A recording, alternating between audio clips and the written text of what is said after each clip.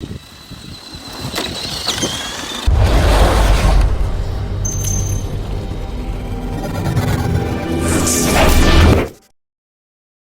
finally finished. Our Tamiya Konghead is built, and I'm really excited to head outside and drive it.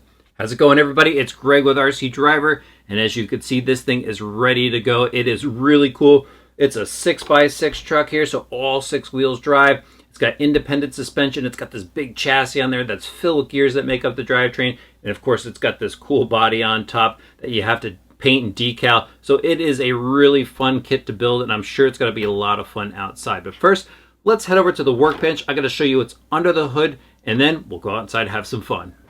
So the Tamiya Konghead is based off the Tamiya G601 platform, and it is a full build-up kit. I actually did an unboxing video of that kit a little while back, so after you're done watching this video, why don't you check it out, maybe see if this kit is right for you. But right now, we're going to go over some of the features before I head outside. So let's take a closer look at this machine. Since it is a full build-up kit, that means you even get to paint the body as well, and that's what I did here. I painted it to look just like the factory box art, and I used all Tamiya paints, which gives it this really nice look. Tamiya has some awesome paints to it. So we've got the blue, we've got a silver up front, and then we got some black out back. So you will have to do some masking work in order to get this type of finish here. And then Tamiya, of course, supplies all the decals, and there's some pretty neat looking graphics here. Got the Konghead guy with the 6x6 logos and stuff like that. Some stone breaking apart up front. Then we have some of these cool chrome parts here that really set off the look of the truck. All right, let's see what's under the hood now. And it does look pretty neat. Look at the size of this chassis here. I talked about that in the unboxing video.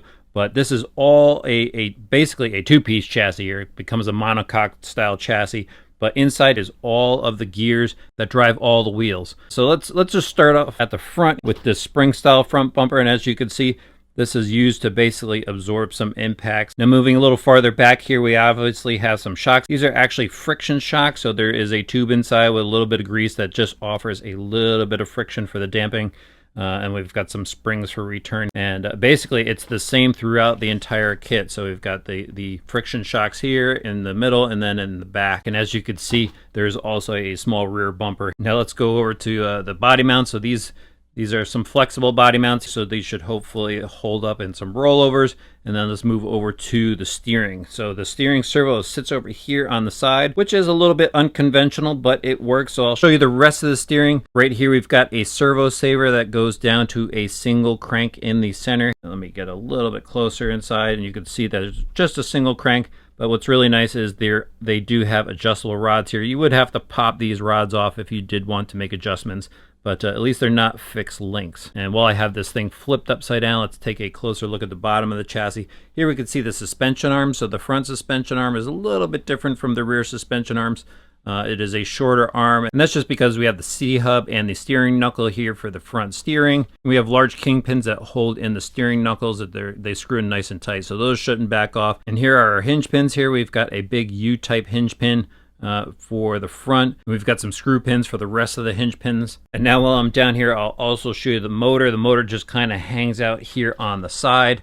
And I've seen a few people complain about the motor hanging out of the side on the truck, but I really don't seem to mind. I mean, where else are they really going to put it in this truck? This truck is pretty compact, so it's understandable that the motor is kind of just hanging out there. I don't know, it gives a kind of a cool look. But there are two different positions for the motor for the different types of pinion gears you could put on there. It's fixed in those two positions, so it makes setting gear mesh really easy in this chassis. Back up top, here's where the battery sits. Obviously, I've got a max amps battery in there, and just two body clips are used to remove this top plate here, and it kind of just pivots up. So it's really easy to get to the battery once the body's off, and then the rest of your electronics are placed out back here. Now, this car did not come with electronics. It did come with the motor, but it does not come with the steering servo, the receiver, or the speed controller. And I actually pulled this speed controller out of one of my Kumamon buggies. It's a really good speed controller from Tamiya, so if you're looking for a speed controller inexpensive that does a great job, you should check out this TBLE 02S. It allows you to use both brushed and brushless motors. So here's the third wire here for the brushless motor, and there's a sensor port in there as well. So that's a pretty great little speed controller if you're looking for one for this kit when you grab it. And just back to the gears inside, so there are obviously lots of gears in there. One thing to note is they are supported by plastic bushings from the factory, and I noted that over in the unboxing of this kit. And I kind of highly recommend going and getting the ball bearings for this kit right off the bat before you build it. I didn't, and I'm really not looking forward to pulling this thing apart for the upgraded bearings. Bearings are just a great thing to have. So you might want to go grab those. Tamiya offers them, and I know Team Fast Eddie has a full set for this kit as well. So wherever you want to grab it, I really suggest doing that before picking up this kit. And finally, something else to note here, we've got some metal out drives on the differentials. There's gear differentials front, center, and rear. And they also have steel dog bones out to the steel axles for the wheels. And there's the wheels. So we've got some chrome wheels on here, and they are just wrapped in these cool chevron tires that are found on so many Tamiya kits. They work well just in backyard bashing situations. And again, this is just a fun truck, and this is certainly going to deliver some action outdoors. Speaking of that, let's just go have some fun.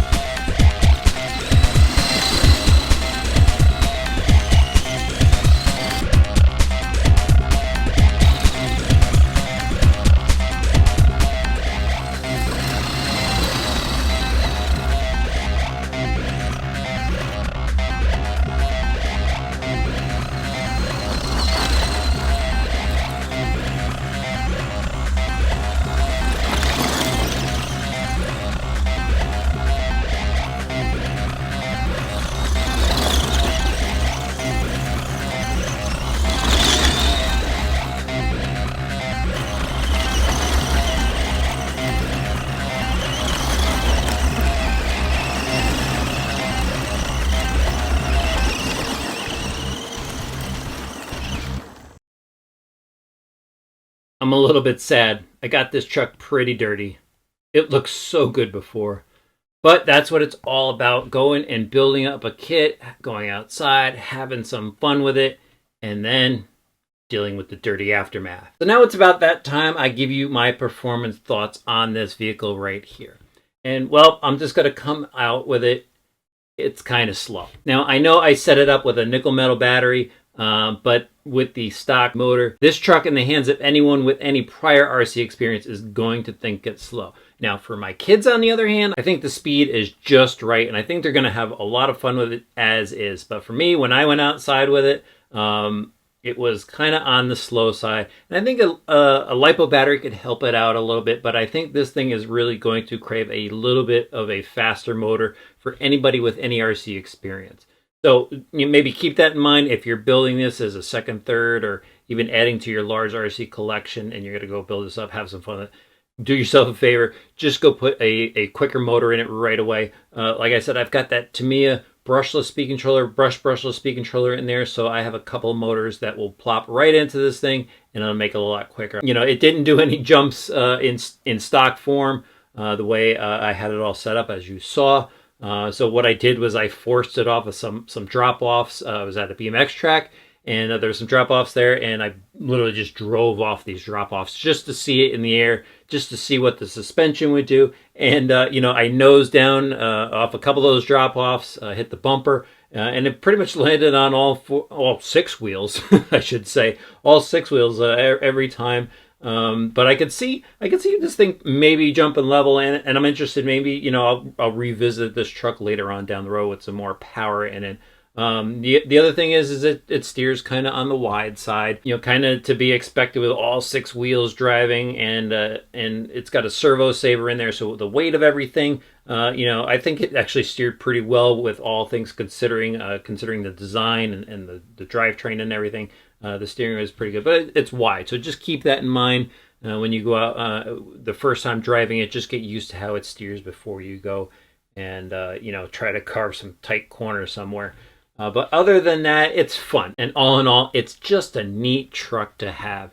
So I hope you guys enjoyed this review. Like I said before, check out that unboxing video too while you're around. If you haven't done so yet, click that subscribe button. Maybe throw me a like for this video. And if you have a comment, question, throw it in the section below. And of course, you can find more information at rcdriver.com.